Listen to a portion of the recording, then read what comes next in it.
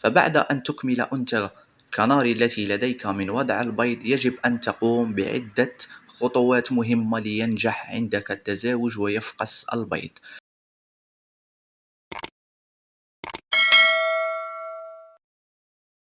إخواني الكرام، السلام عليكم ورحمة الله تعالى وبركاته. مرحبا بكم في حلقة جديدة على قناة الطيور. ما وجب القيام به عند إكمال أنثى الكناري من وضع البيض؟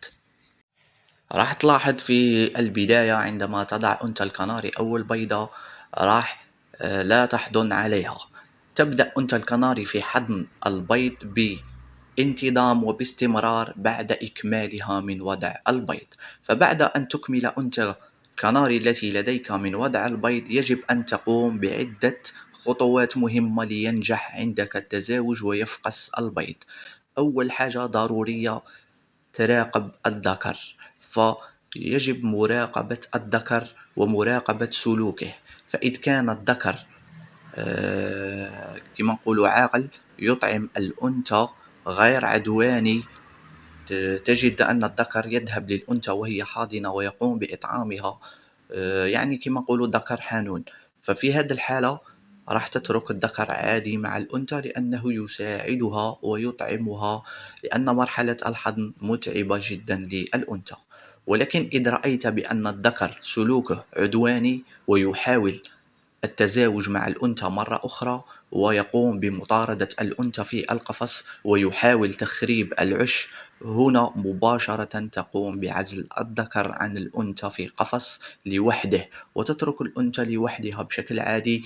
راح تقوم بحضن البيض، تخرج لتأكل، ثم تعود لحضن البيض، يفقس البيض، تطعم الفراخ بشكل عادي. إذ تركت الذكر في تلك المرحلة ويكون عدواني، راح يقوم بكسر لك كل البيض، وراح يرمي لك البيض أسفل القفص. لذلك وجب عزله فورا. هذه النقطة تعتبر مهمة والكثير من يغفل عنها. أمر آخر، يجب أن لا تقوم بتغيير مكان القفص. فمكان القفص الذي وضعته في الأول وتزاوج فيه الزوج، لا تقوم بتغييره. فإذا قمت بتغيير مكان القفص، فالكثير من المرات راح تهجر لك الأنثى العش. ضروري ترك القفص في مكانه.